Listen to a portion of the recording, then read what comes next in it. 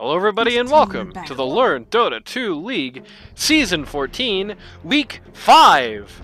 Starting off this week a little late due to some unfortunate, unforeseen circumstances, but we're on it now, baby! Today, we're taking a look at Bean10 taking on Thugwood and the Thug Chans. And who would be better to look at a game with the Thug Chans than the Iceman? What's going on, Iceman? Hello. Bean10 coming off a very overwhelming steamroll type victory against Attack on Elder Titan this week. Looking to score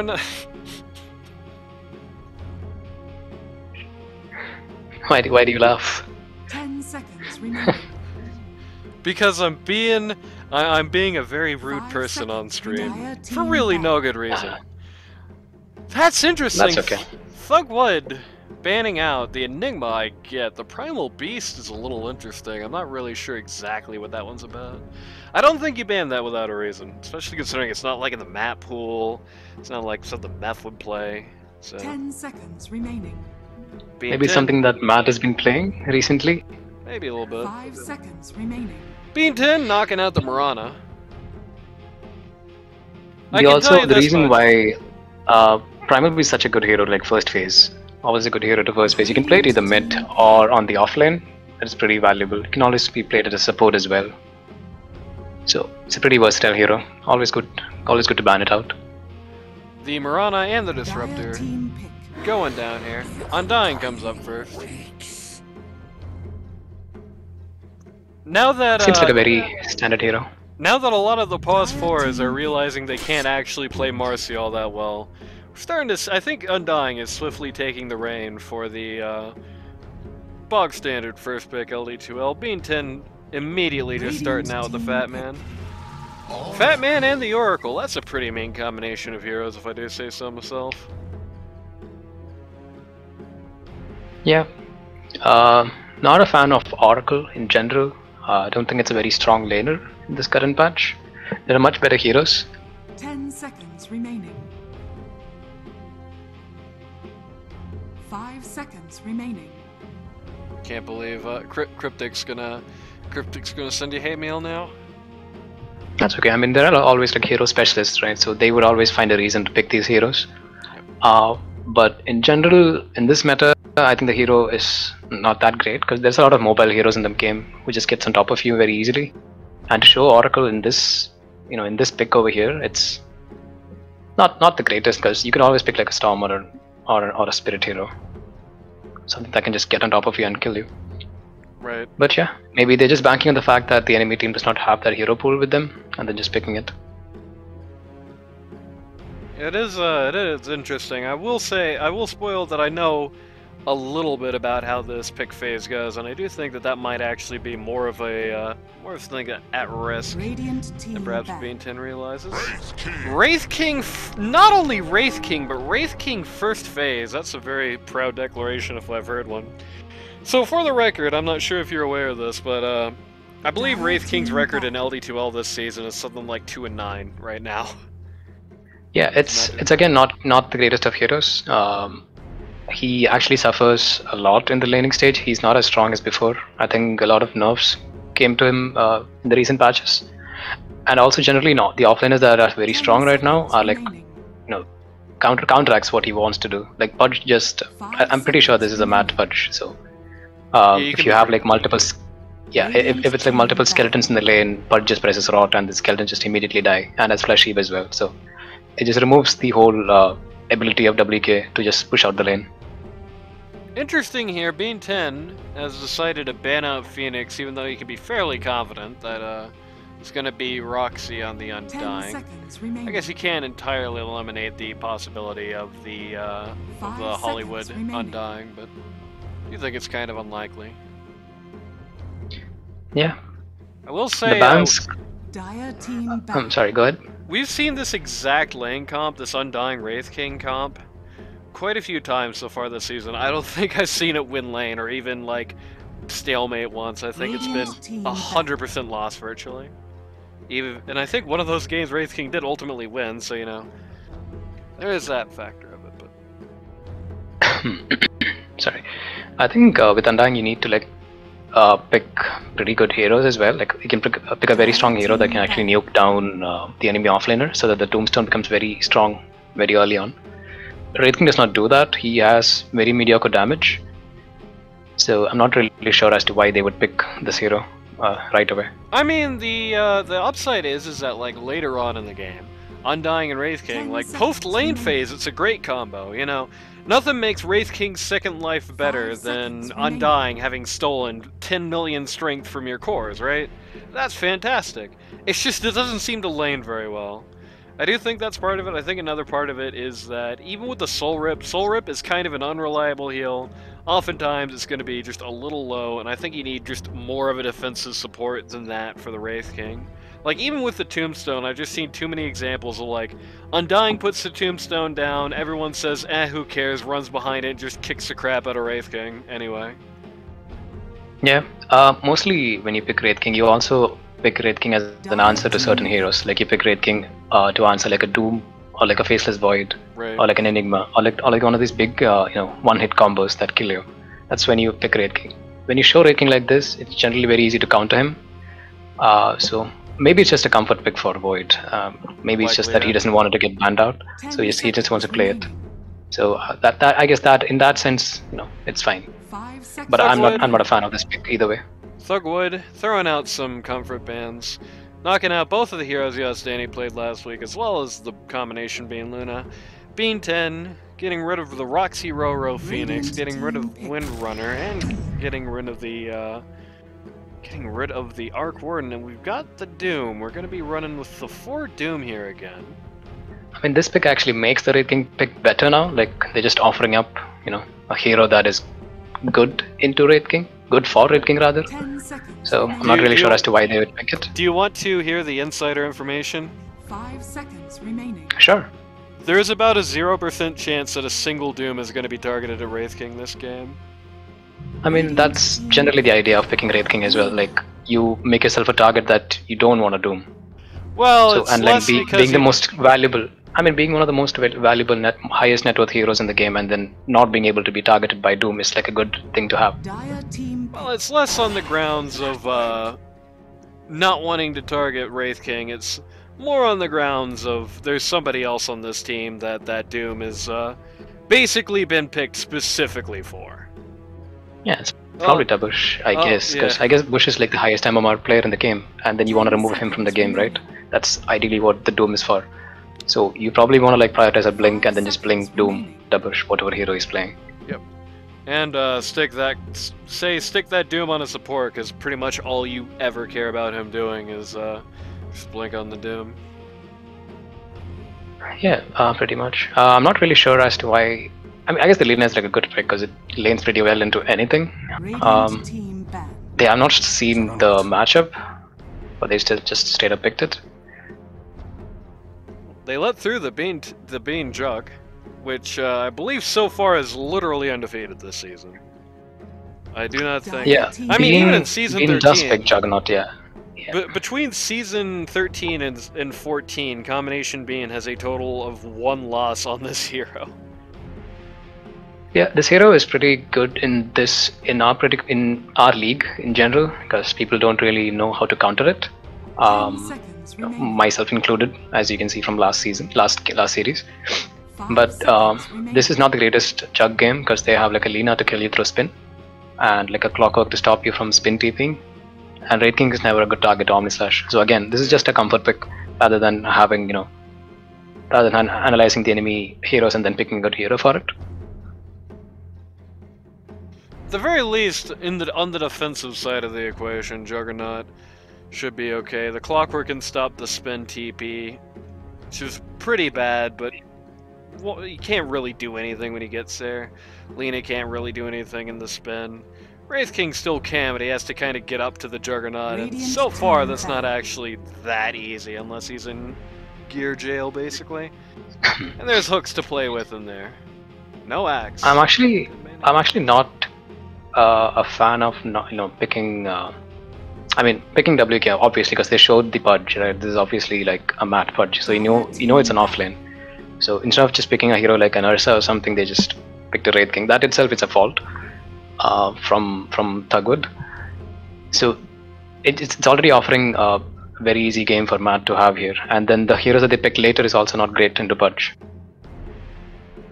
10 seconds remaining. Yeah, I mean, if there's that might be you could probably make that the motto of season 13.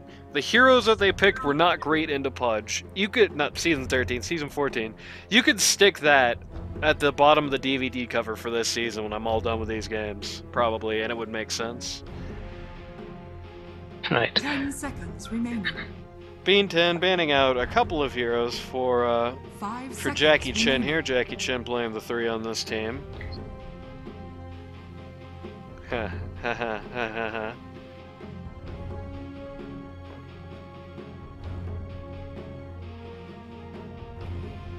I think I've recently said that one previously also, like giving the role of carry to Void in this particular game, in this particular team, it's kind of dragging themselves down.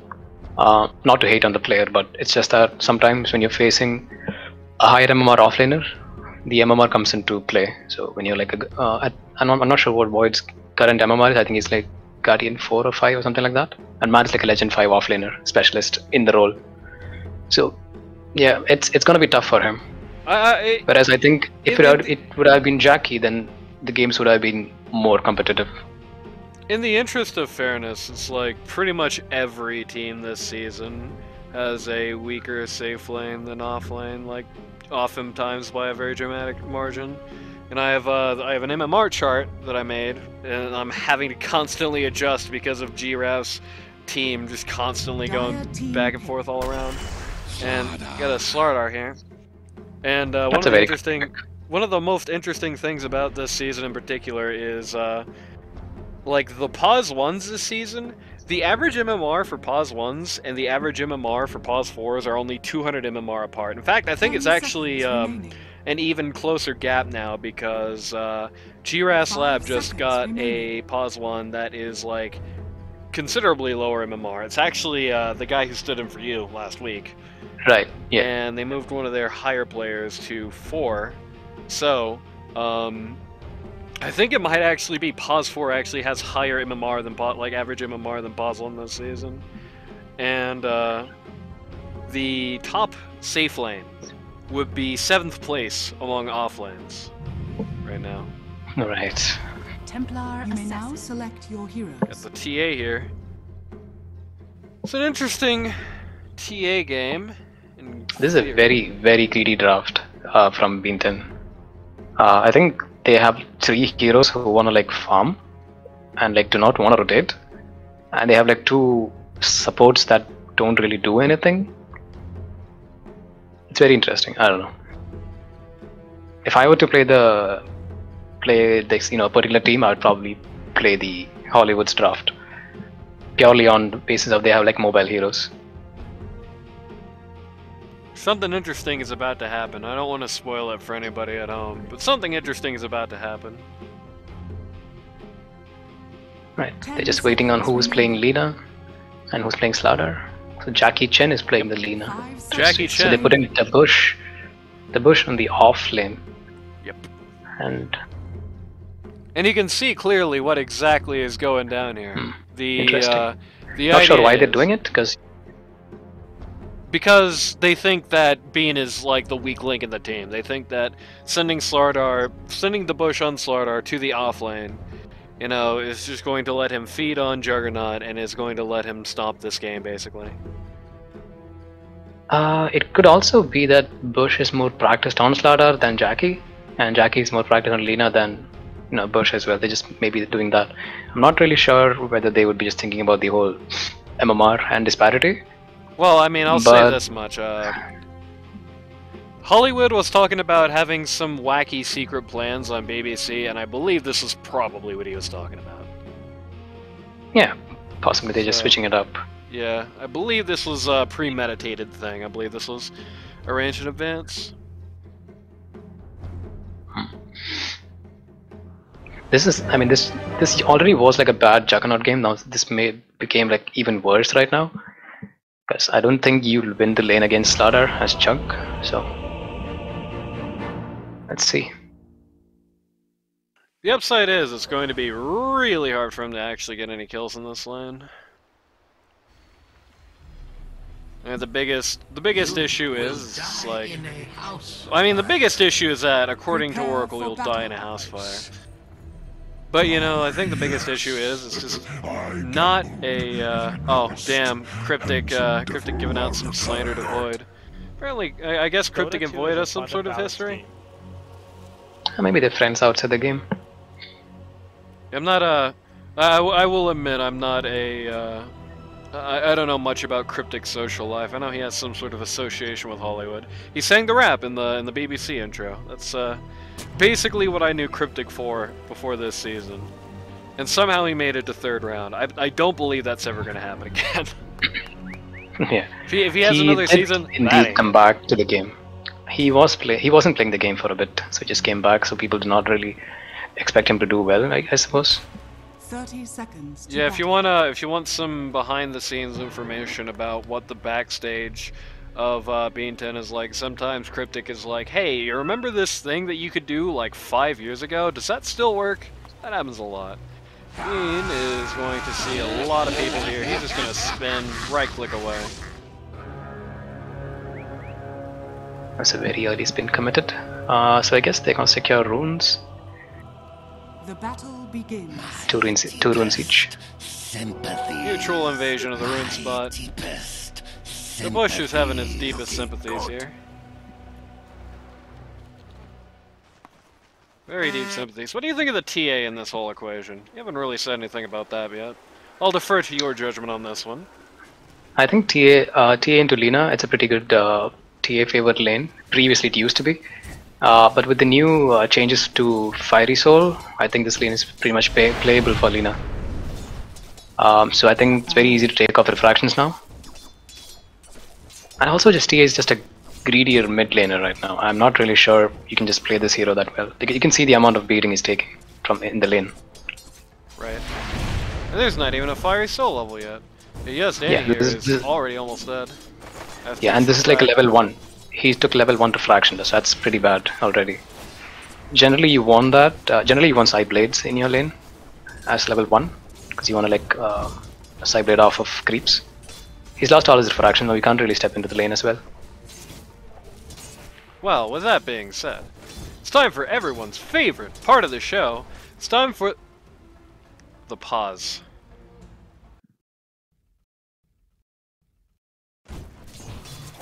Skipped a little too much there.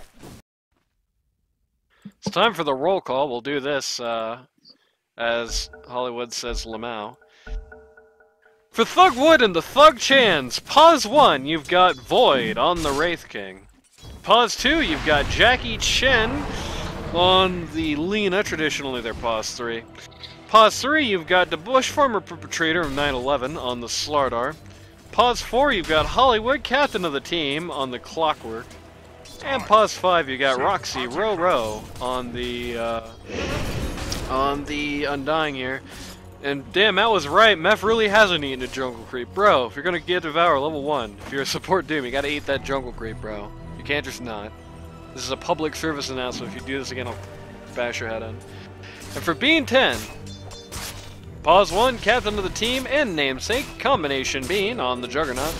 Pause 2, on the Templar Assassin, US Danny. Ooh, nail biter there. Pause 3, Godlike Matt on the Pudge. Pause 4, Doom is Meph is doomed. First blood for Roxy Row.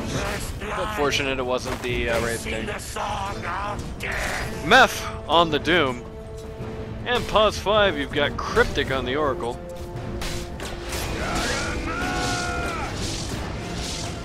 That's not the greatest of spins. It's bashed in the back of the skull. Not what you expected. Two captains high-fiving here. So, unfortunately for Thugwood, that is not really the best result for their own lane. Oh, the Tombstone's got to kill Punch! They both started walking away from it. That's messed up. Yeah, that's Undying Gaming. That is an absolute tragedy. I don't think I've ever seen that happen before. Both guys just walk away from the tombstone thinking the other one's about to handle it.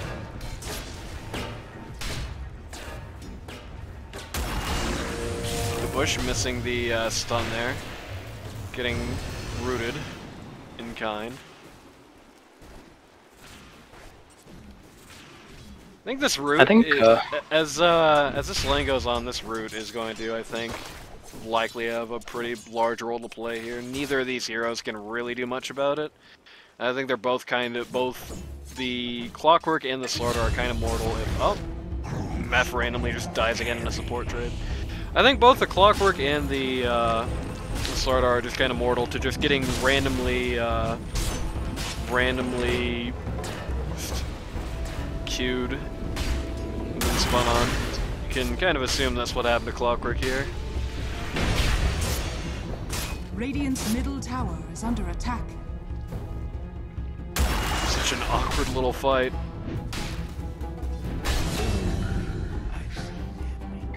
They did, it seems, overcommit to the attempted kill on the Clockwork there.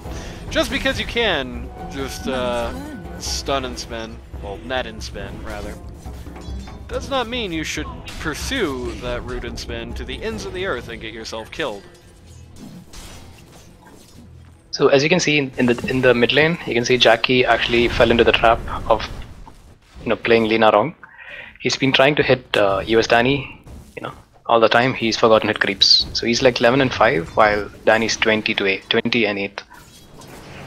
He's not really winning the trades here either. No, at this point. Okay, Pudge just randomly took another fall. Let's take a look at that. Ooh, this is a bit unfortunate. Look how close this is. Roxy's basically 1v doing this lane.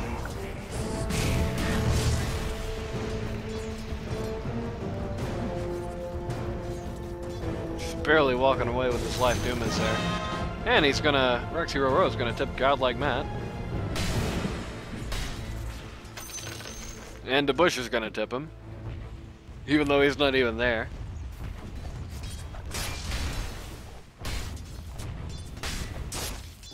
I think he's gonna laugh. But as I was saying before that, that little encounter went off there, looking pretty dead again. As I was saying before that little encounter went off there, the... Whew. Roxy Roro always seems to just get out right when one hook... Can we see what items Wraith King has? Like the way he's playing, I just... Okay. That probably is the wrong item. He probably needs like boots to run away from the Pudge. He's like, every time it's almost a disaster. Roxy Roro just knows the perfect time to get out of there. You can definitely tell that Roxy is laying against some Pudges in his time. Yeah, Roxy is definitely one of the most valued supports in the game, in the league. But I would suggest he play more in the lane due to how Void is playing, because I think he's made his lane pretty hard with the items that he's bought on Wraith King. Ooh, good hook there as Oracle randomly dies in top lane.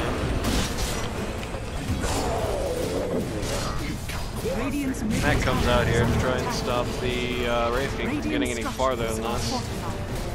Clockwork's gonna run in here, just looking for a fat man to beat up, but just does not find it. Left running away from about 1 trillion zombies. I think these are Wraith King skeletons, actually, yep. A little hard to tell, actually.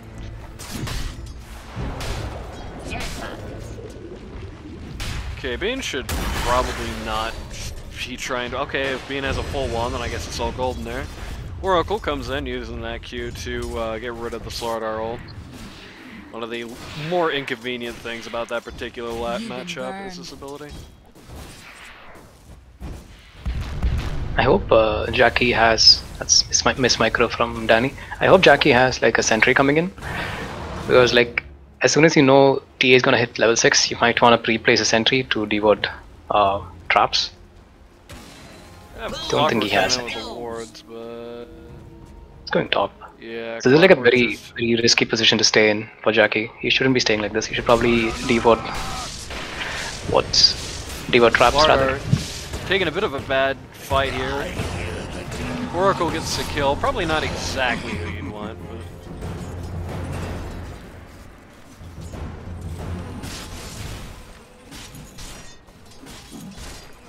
Still better than a death. That much is certain.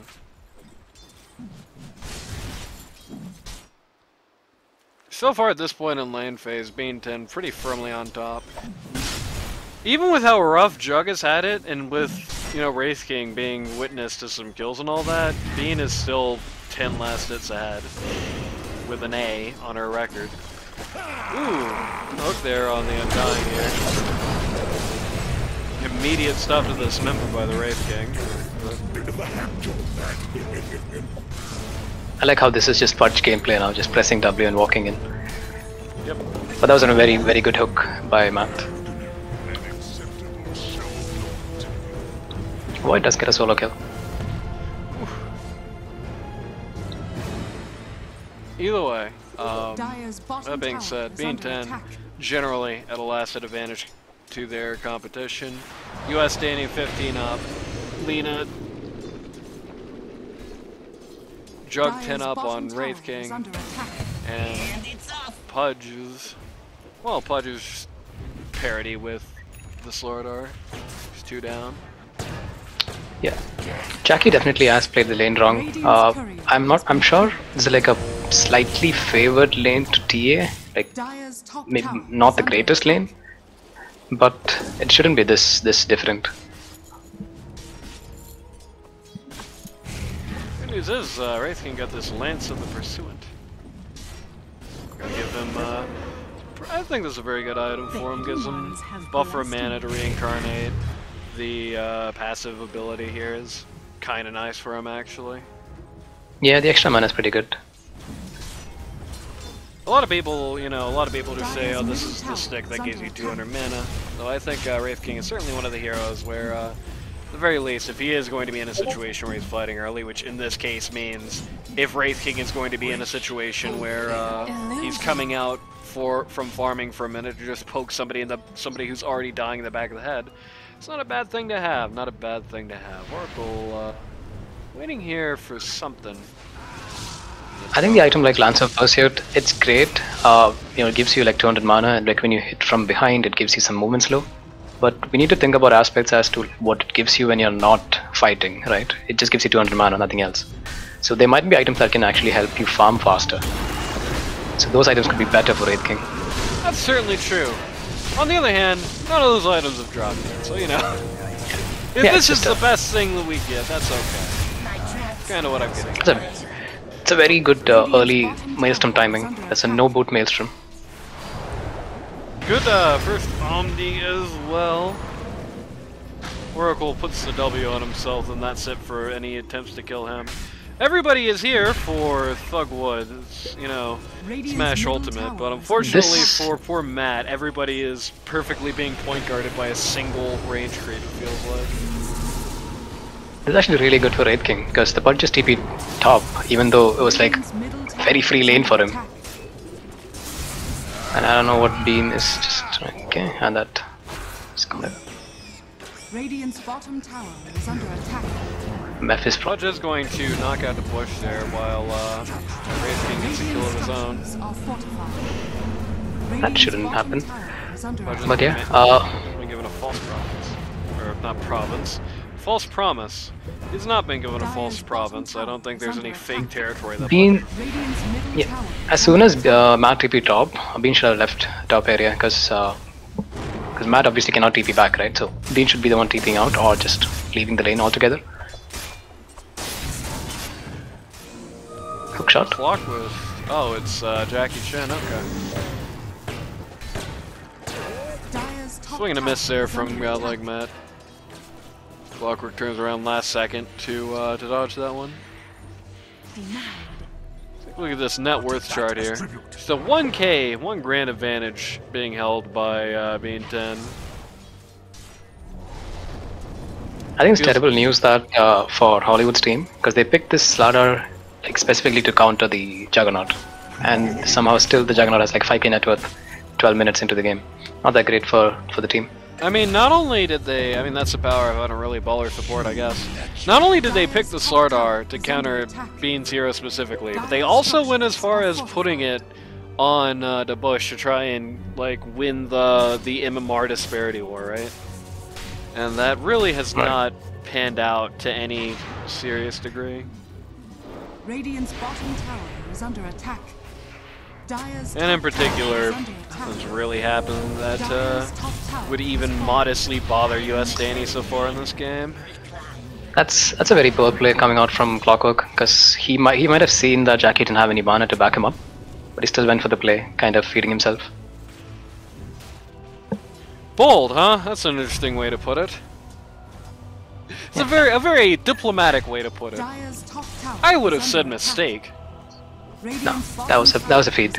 Because he should have just looked at Lena's mana, but instead he just assumed he had mana for some reason. It's a comm line issue. You know, Clockwork says, I'm going in, bro. Lena should say, oh god, no. Lena, you know, Jackie Chin should just react like when he saw Devirus go into those T4 towers.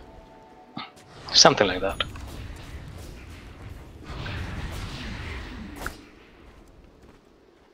Wraith King's playing the right part of the map. They took the top lane, so Wraith King moved top. He's gonna farm the top area of the jungle.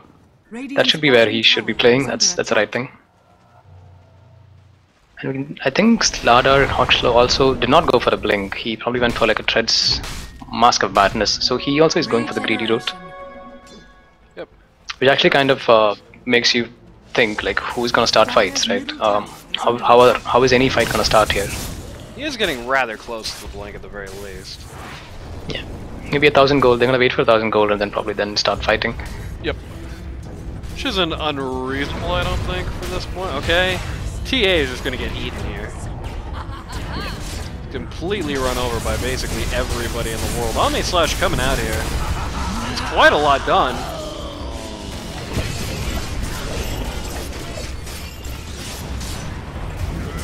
Wraith King going down here. Cryptic is actually just sitting here in the back line, just killing all the people on low HP.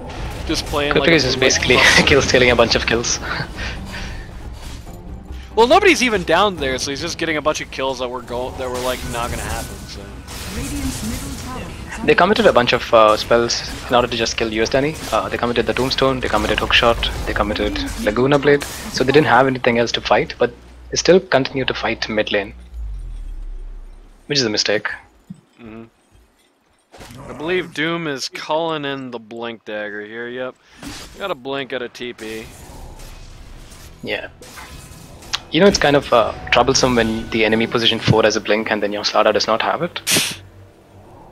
Very sad. It's okay to farm the Mask of Madness, you know, it's fine, but there should be a reason as to, not reason, as to, you know, there should be a plan on who goes in and starts a fight. And waiting for like 20 minutes or so to start a fight is kind of not productive. Now I'm sure this build that DeBush is using was chosen at a point where DeBush was more optimistic about this game, basically. I'm sure that he decided on this route at a point when it was looking like, you know, things are going to be going great. We're just going to go, Bean's just going to feed my lane, it's going to be really easy. And then Bean ends lane with 0 deaths, and now Slardar's like, well, I've committed to this. I guess I gotta see it through.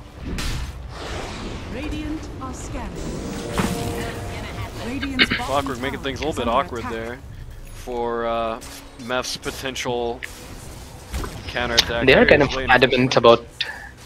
The Radiant is like super adamant about taking this mid tower, yet I don't think they have a lot of vision around it, so I'm not really sure as to how they hope to achieve it.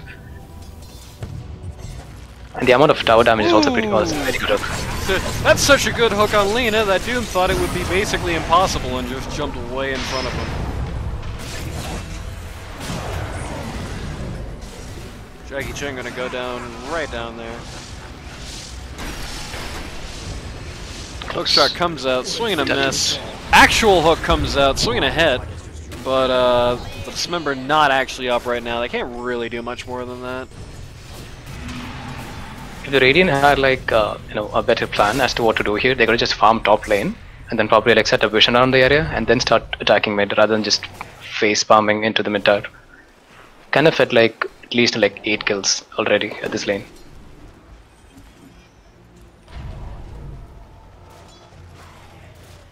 Show that fight recap. Interestingly enough, even though this was a 2-for-4 trade, Doom went down for a fairly comparable amount of money to the mid here. That's the power of network lead.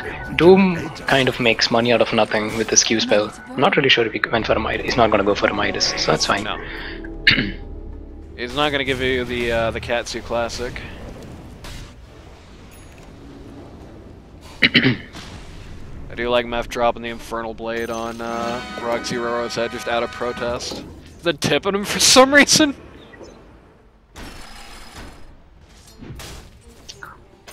Hookshot misses somewhere. Yep. He's trying to get cryptic. He's going for the Ward Wars here. That was odd indeed. They do have TA, so I guess Hollywood's team is kind of expecting Danny to get like an early Deso or so, and then start taking Roche. Maybe that's the reason why. Yeah, they have Deso now. I'm gonna go in deep looking for the kill on Undying here. Does get turned around, but the way Radiant's playing right now, they have like 4 heroes sitting mid right now, but they don't have a mid tower to defend. So I'm not really sure as to why they're doing it. So, but they have like an entire jungle to farm, like bottom lane and top lane. They could just make gold, but instead they just choose to sit mid. Matt tries to TP out there and gets interrupted. That's very ballsy. I don't think you could just. I don't really think that's ever a great idea against this team, to be blunt with you. Kill steal. The Bush takes the dominating there. Yeah, but I think if you're against a lineup like this, I mean, there's so much that can go wrong. If you know they're nearby, you just can't get out like that. Yeah, they do have a fairly mobile lineup. They have like Slarda to run at you. There's Lina with extra movement speed. They have Clock Hookshot as well. Oh, and that's Doom all on Roxy. things that completely ruin even the most modest hope of the TP out here. Though them seeing that Slardar is not home did give everybody the confidence to start going in. Slardar did come home. Didn't go well for him. 1,000 gold falls directly into Bean 10's pockets there as a result of a 3-for-0 trade. Yeah, 9k lead at 20 minutes. It's not insurmountable, this particular lead, but definitely it's like already tough to fight into, because I don't think Slarda still has a blink. I didn't see the blink yet, so not really sure. Yes. He has the blink now, alright. He's going for a BKB. Not a great BKB game, because they have like... No, I'm not really sure why he's doing that, to be honest with you.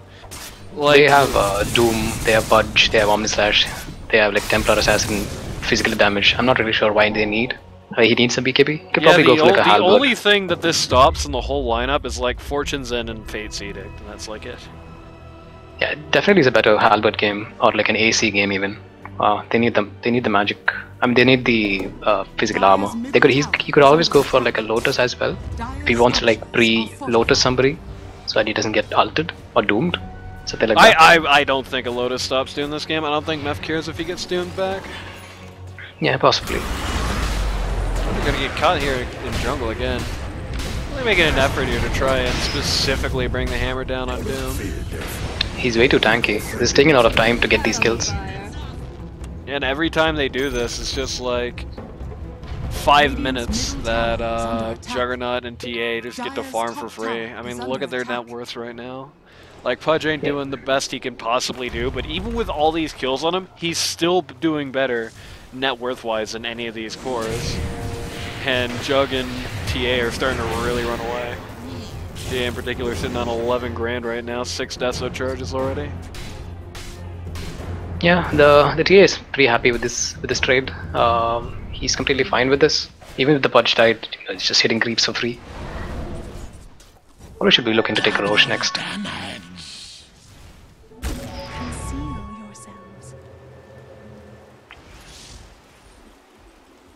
And I mean, at the end of the day, you know, in my professional opinion, after Pudge gets Ags, it's like, it's not really like he cares that much about money anymore. Pudge cares predominantly about one thing. He cares about his stacks of fat. He's got 5 now. That's not the best amount of fat stacks in the world. at 22 minutes in the game, but it's certainly not bad. And just like bringing so much weight on him, it's like if he gets revenge kills, it's gonna mean nothing. Radiant are scanning. Bean 10 Yeah, making an invasion here into the jungle. It's not where Thugwood actually is. It's a very interesting smoke. Lots of pings coming out, trying to figure out exactly where, you know, trying to make some kind of game plan. Where the hell's everyone at? Answer is siege in the T1 mid again. Yeah, that's like the 4th attempt that they've gone for, like hitting the mid tower. They finally get it this time. Yep.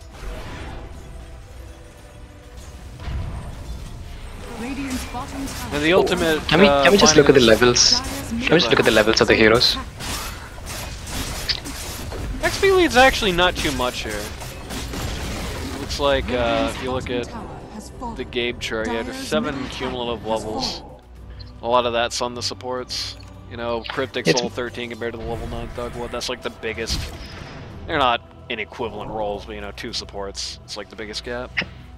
Yeah, it's mostly because they're running around as 5, constantly trying to look for fights and objectives. I don't think they have the lineup for it, and Void is gonna die twice here. Yep.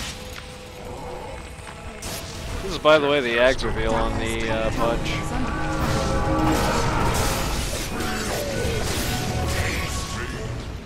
Yep, just gets completely demolished here. He's pretty underfarmed as well. He's like just 9k, just over 9k at 24 minutes. Not the greatest farm right now. Not Also, actually that far shy. He's only 1,000 down compared to 2 of the 3 dire cores, but I feel like as Wraith King is one of the heroes where you really need to be on top to make a difference. Like if Wraith King is not top net worth in the server, Wraith King is not in the server almost. yeah, he does have like an extra. It's like an extra hero farming for him, right? With his max stacks of creeps with skeletons, he could farm like, you know, a different part of the jungle while he farms a different part of the jungle. So I'm not sure whether he's using it properly or maybe he just doesn't have enough creeps to hit. Because how greedy his other 2 cores are, as in their heroes and not the players, just to be clear. I can't believe the real thoughts about Jackie Chan coming out now.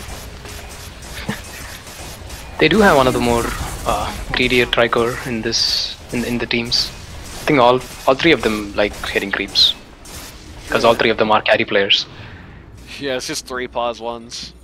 It's I mean, in basically just 3 fairness, carry the players. Bush actually has more mid games on record than 1. He actually had that before the start of this season. Yeah, but he does have better win rates on carry heroes than his mid heroes. So he's generally better attuned to a carry role than a mid role.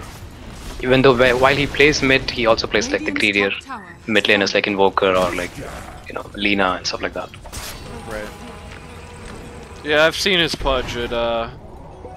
If you want to know what the Debush Pudge is like, he blinks into 5 before he gets the eggs. Well, you know, that could be a strat to bait spells. It Kappa. wasn't a winning strat. One of these very few Pudge losses on record this season. Yeah.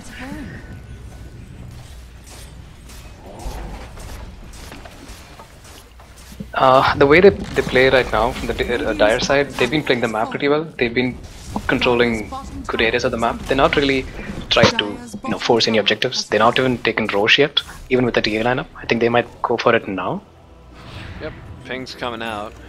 So they've taken every single T2 in the map and then they've gone for a Roche. It's very odd, ideally, to say. Because generally if you're at like a TA lineup, you get like max levels in your meld and you get a death, so you can just take Roche on your own. It's pretty easy. Yeah, scout it out here. Yeah, I don't think they can contest though. I think if they contest this, they all die. Doom blocks the incoming Clockwork Cook with his face. Clockwork Hollywood steals the snatched. Aegis. But, Yeah, just he's like dead. we thought, they're all gonna die. Yeah, he's dead. His cores are dead.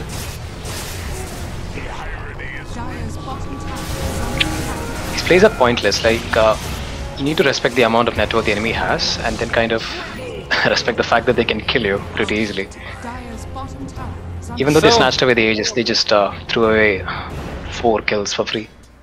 Yep, that's 1,901 gold falling right into the pockets of of the diagram. Mind you, as well, they also formally took the Roche, so they did get their gold off of that. It's not like gold is what you think about when you're talking about taking Roche, usually, but they got that too. Just more money falling into this pocket, and this once 9K lead is evolved into a 17K lead for Bean 10. Yeah.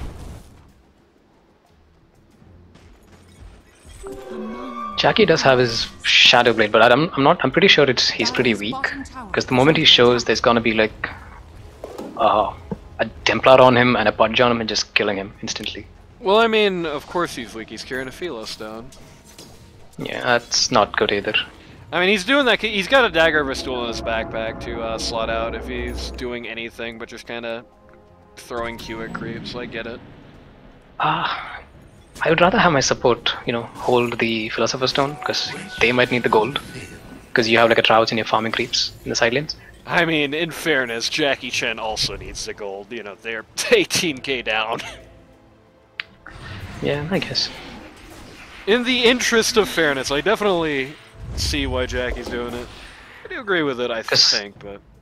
Sometimes, like, when your support gets enough gold, they might get like a, you know, an early 4-star or something. Oh, Roxy's dead. Clockwork's gonna try and save it. I mean, Pudge just rots. Pudge just cares so little about what what Undying could possibly do to him. He just hooks Clockwork next.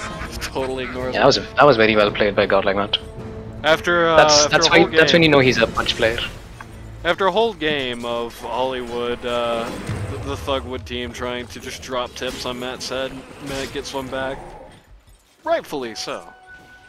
Yeah, I mean the tips on him and the kills on Matt, they didn't yield any results, right? Like they killed him and then what, right? Most of the time. It's like I said, it's like, you know, what do you care about? Once you get the axe, you care about one thing, you care about your flesh heap stacks, and now he's got 11. He's over doubled since I last talked about that, which again, it's about 10 minutes ago.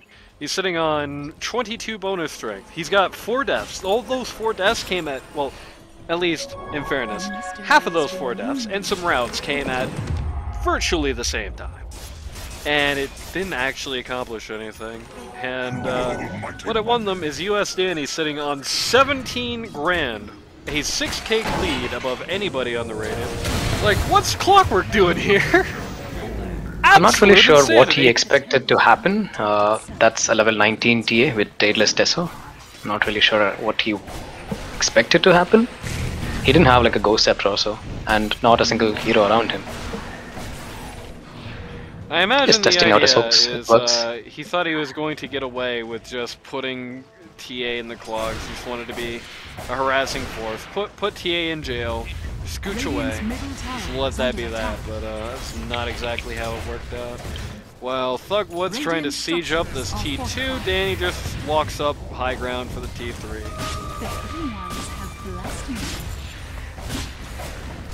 An Undying Courier. Doom's gonna kill it. Radiant's middle barracks are under attack. Dire's top tower. Pudge just trying to give everybody on the Thugwood lineup anxiety attacks. Radiant's middle barracks has fallen. Again, I've really got to question this Clockwork play from Hollywood. It looks like they just want to do something. I mean, yeah, this BKB is gonna be useless. It's gonna die. Oh, it's fine. That's just too fast. We're just not ready to actually go for a dismember there. I think that was... Unfortunately for Jackie, I believe that was his... No, that wasn't his 9 at all. I haven't actually seen Lina BKB once this game. I feel like every time it's happened, maybe he's just had to either route or just die. Yeah. Doom once again just bullying oh, that was such a sick hook. It's just so perfectly played. Also, you could see Matt's mind was going in 2 directions there, right? Because that hook not only accounted for where the Clockwork was going, that hook also perfectly accounted for where the Doom was going there as well. Doom really gliding off this false promise here. This game is so over. Should probably call it. Godlike Matt says easy game. Just sits in front of the fountain, waiting to just get fountain hooks. Nobody's responding. I do not know why they're not calling GG. This is one of these troll the caster games. It's 28k lead. Why is there like a bridge here? 2 minutes.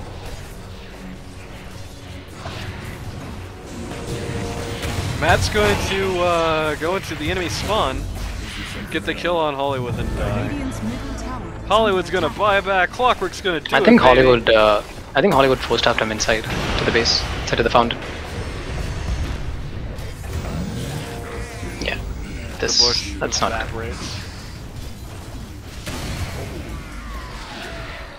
Clockwork dies back. D4 goes down. Ancient is open. Radiant's Ancient is under attack. Doom did not realize that he didn't have enough mana to actually Doom, or just didn't care and wanted to do it for bluff's sake. It is Jackie's just walking in to die.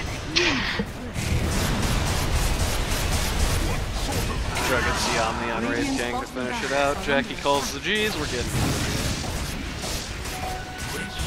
I think the draft is just terrible. Having this one hero pool / puddle is very troublesome as a carry and as a captain to draft around. It just makes it very easy for the enemy to draft against you. Yeah, I mean, I think really the biggest thing was like, I mean, here's what I'm thinking at the end of this game. Void is a Jug player. You know Bean's a Jug player. You know Bean probably wants to pick the Jug.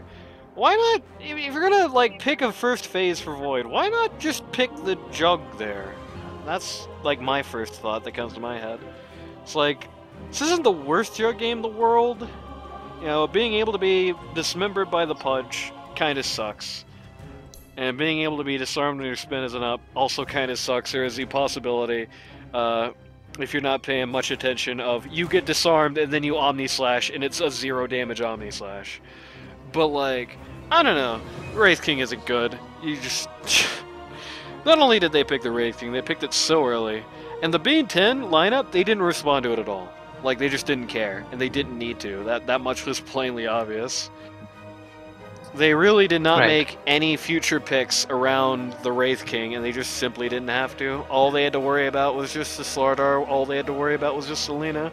And those two were most certainly worried about this game. Lena 4-5 and 2, technically positive KDA. Slardar 4-7 and 2, that is neutral KDA. Both negative KDs. Both relatively low net worth on this chart here. I think that they really did just hitch their entire trailer to the idea that Bean was just going to feed the bush and lane.